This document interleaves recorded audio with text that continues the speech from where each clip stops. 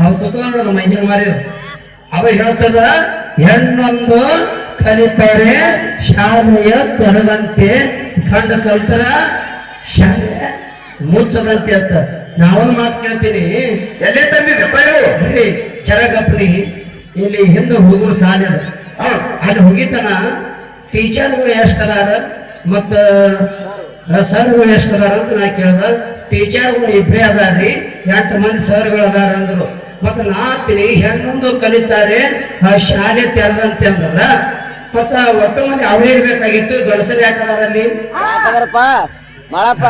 ಅಲ್ಲ ತಮ್ಮ ಬಹಳ ಚಲೋ ವಿಷಯ ಅದು ತೆಲುಗು ಮಾತಾಡೋದು ಅದಕ್ಕೆ ಕಬೀರದಾಸರು ಹೇಳ್ತಾರ ಏನ್ ಹೇಳ್ತಾರೆ ಸರ ಈ ಜಾನೆ ವೈ ಚಪಾಯೆ ಯಾವ ತಿಳಿದಾನ ಅವ ಉಳಿದಾನ ಯಾವ ತಿಳಿದಿಲ್ಲ ಅವ ಕಳೆದಾನ ಈ ಭೂಮಿ ಮ್ಯಾಲ ಇಲ್ಲಿ ವಿಚಾರ ಮಾಡುವಂತ ಮಾತದ ಹೋದ ಪಾಳದೊಳಗ ಮಾತಾಡ್ಕೊತ ಹೋಗಿ ನಮ್ಮ ಸರ್ಗಳು ಹೇಳಿದ್ರು ಏನ್ ಹೇಳಿದ್ರು ಅಂದ್ರ ನಾ ಹಿಂಗ ಅದೀನಿ ನನ್ನೊಟ್ಟು ಭಾರಿ ಯಾರು ಇಲ್ಲ ನಾ ಭಾರಿ ಹಾಡವ ನಾ ಮಗವನ್ ಮಾಡೋದ್ ಅದೀನಿ ನಾ ಹಿಂಗ ಎಂದು ಹೇಳ್ಕೊಂಡಿಲ್ಲ ಯಾಕೆ ಹೇಳ್ಕೊಂಡಿಲ್ಲ ನಾವು ಅವ್ರ ಪಾದ ತಳಗಿದ್ದು ಧೂಳಿನ ಪರಪತಿ ನಾವಲ್ಲ ಸಂತರು ಶರಣರ ಪಾದ ಧೂಳಿನ ಸರಿ ಸಮಾನ ನಾವಲ್ಲ ನಾವು ಆ ವಿಚಾರಕ್ಕೂ ಹೇಳ್ಕೊಂಡಿಲ್ಲ ಸಾಕಲಾಗಿದ್ರ ಒಂದು ಮಾತಂದ್ರು ಏನಂದ್ರಿ ಸರ ಏನಂದ್ರು ಅಂದ್ರ ಆ ಕೈಯ ಒಂದು 4 ಕಡೆ ಹಾಕೋಣ ಆ ದಾಡಿ ಬಿಡಾನ ನೀವೇನು ಮದುವೆ ಮಾಡಿದ್ರ ಆತರ ಏನಂತಂದ್ರ ಅಂದಾರಿ ಸರ್ ಅಂದ ಹೌದೇನು ನಾತಿನಿ ಕಡಕ್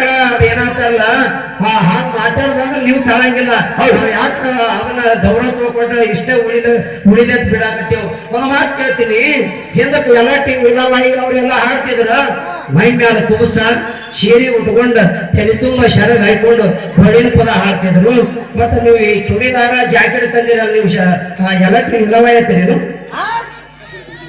ಆತಿರೇನು ಭಾಳ ಬರ್ತಾವ ನಾ ಮಾತಾಡೋ ಮಾತು ಬಹಳ ಬರ್ತಾವ ಶಾಣೆತನದಿಂದ ಶಾಣರಾಗಿರ್ಬೇಕು ಬಸವಣ್ಣವ್ರು ಏನ್ ಹೇಳಿದ್ರು ಎಲ್ಲಕ್ಕಿಂತ ಕಿರಿಯರಿಲ್ಲ ಶಿವ ಭಕ್ತರಿಗಿಂತ ಹಿರಿಯರಿಲ್ಲ ಸರ್ ಹೇಳಿದ್ರಲ್ಲ ನಾವು ಇನ್ನೊಂದು ವೀರ ಶೈವ ಧರ್ಮದವ್ರು ಇಟ್ಟಿರ್ಬೇಕಾರೆ ಆದ್ರ ಈ ಭಂಡಾರ ಈ ಸತ್ಸಂಗದ ಮ್ಯಾಲ ಸರ್ ಹೇಳಿದ್ರಲ್ಲ ದೇವರು ರಗಡ ಕೊಟ್ಟಾರ ಚಂದ್ರ ಮಾಸ್ತರ್ ಅಂತೇಳಿ ರಗಡ ಕೊಟ್ಟಾನ ಅದು ಹುಳ ಕಟ್ಟಿ ಖರೆ ಆನಂದ ಅದ್ರಾಗಿಲ್ಲ ಆನಂದ ಎದುರಾಗದ ಇದರಾಗದ ಸುರೇಣಗೌಡ ಅವಾಗ ಅಳಿಸಾಡ್ತಿದ್ದ ಮಗನ ಭಂಡಾರ 15,000 ಫಿಕ್ಸ್ ಹೇಳ್ದ ಮಗನ ದೇವ್ರ ಹೆಂಡತಿ ಕಡೆ 3 ಲಕ್ಷ ರೂಪಾಯಿ 3 ಕೋಟಿ ರೂಪಾಯಿ ಆಸ್ತಿ ಕೊಟ್ಟಾನ ನಿಮ್ಮ ಅಪ್ಪನ ಆಸ್ತಿನ ರಗಡಾಗ ಯಾಕೆ 1,000 ರೂಪಾಯಿ ವಿಚಾರ ಮಾಡ್ತಿ ಬಾತಿನ ಗೌಡ ಮೊದಲು ಆದಾಗ ಬಹುತೇಕ ಕಟ್ಟೆಲ್ಲ ಆದ ತಿಳಿಕೆ ನಾವು ಜಂಬ ಕಟ್ಕೊಂಡು ಹೇಳೋದೇನು ಹೇಳುದಲ್ಲ ಇಲ್ಲ ಅದು 3 ಕೋಟಿ ಅಲ್ಲ ಅದು ಇನ್ನ 30 ಕೋಟಿ ಇದ್ರು ಅದ್ರಾಗ ಆನಂದಿಲ್ಲ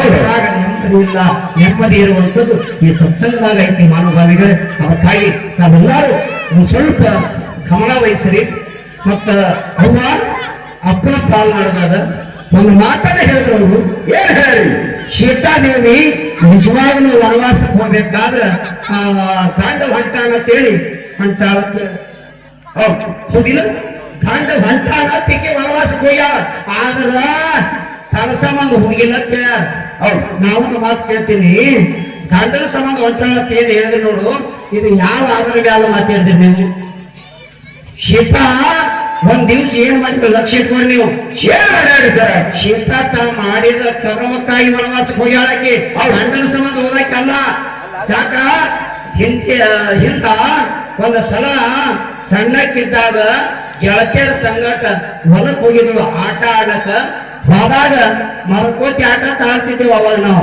ಅವೆಲ್ಲ ಹುಡುಗ್ಯಾವ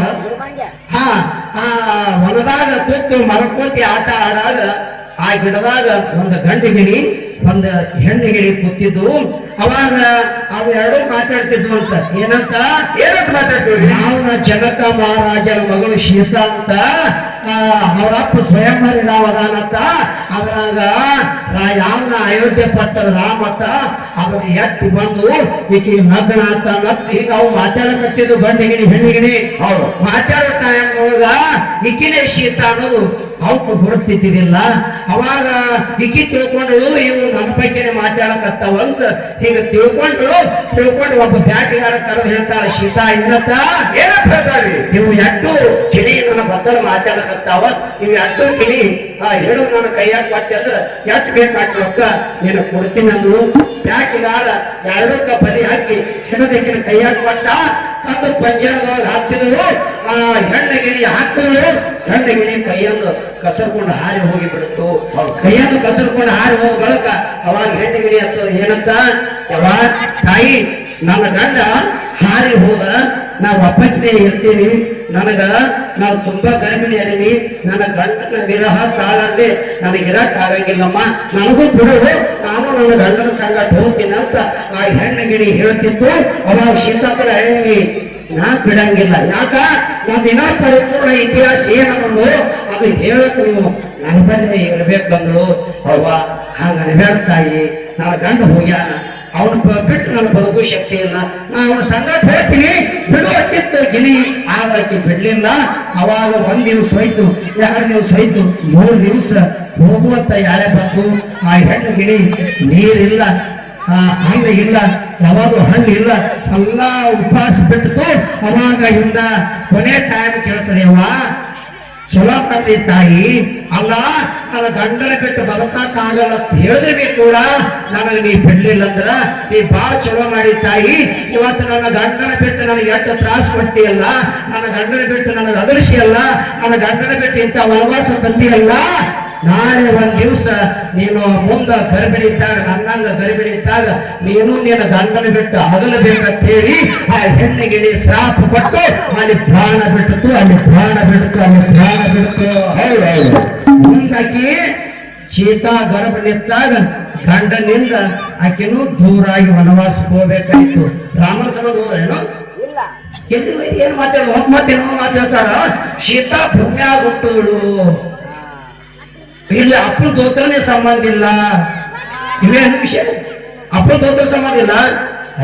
ಇಲ್ಲಿ ವಿಷಯ ಇಲ್ಲೇ ಬರ್ಬ್ಯಾರಿ ಅದು ಹಿಂದಾಯಿರಿ ಎಲ್ಲಿ ಹುಟ್ಟಾಳ ಸೀತಾನ ಗೊತ್ತಾತ ಮೊದಲೇನ ಅವತಾರ ಹೊಂದಕ್ಕಿದು ಸತ್ಯಾವತಿ ಹೌದು ಏನೋ ಸತ್ಯಾವತಿ ಹಿಂದ ಇತಿಹಾಸ ಬಹಳ ದೊಡ್ಡದದ. ಇವ ರಾವಣ ಹೊಟ್ಟೆತಿದ ಗಿರಕ್ಕೆ ಹೆಂಗಸರು ಕಂಡ್ರೆ ಸಾಕಿದಕ್ಕೆ ಕನಕೋ ಹೌದ ಅವಾಗ 4 ಹೆಂಗಸರು ತಗೊಂಡು ಹೂವಿನ ಬಂದಾಗ ಕುಂದರ್ಸ್ಕೊಂಡು ಹೊಂಟಿದ್ದ.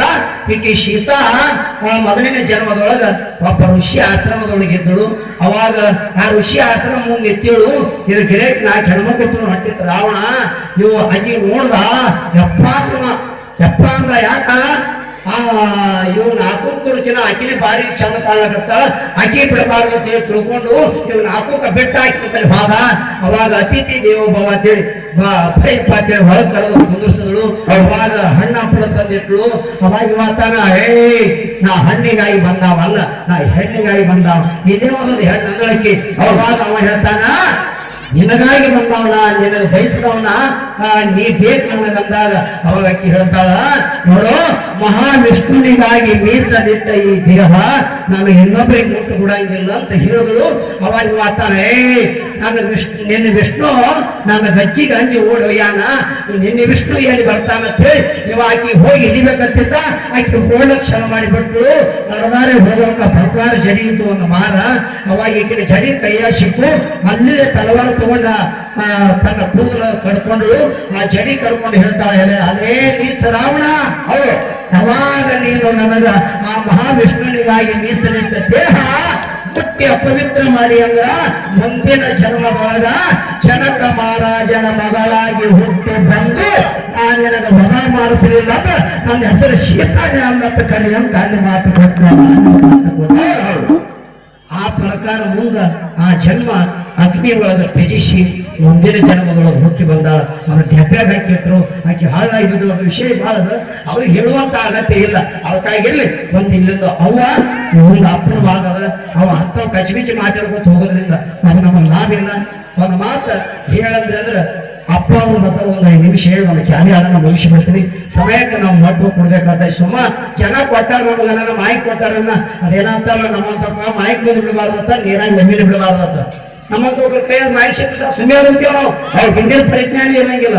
ಆ ಪರಿಜ್ಞಾನ ಇಟ್ಕೊಂಡು ನಾವು ಮಾಡ್ಬೇಕಾಗ್ತದ. ಅದಕ್ಕಾಗಿ ಒಂದು ಮಾತು ಏನು ಹೇಳೋದದ ತಮ್ಮ ಎಲ್ಲರಿಗೂ ಒಂದು ಮಾತು ಹೇಳ್ತೀನಿ, ಎಲ್ಲ ಮಾತು ಮಾತಾಡಿ ಕಡಿಬೇಡಿ.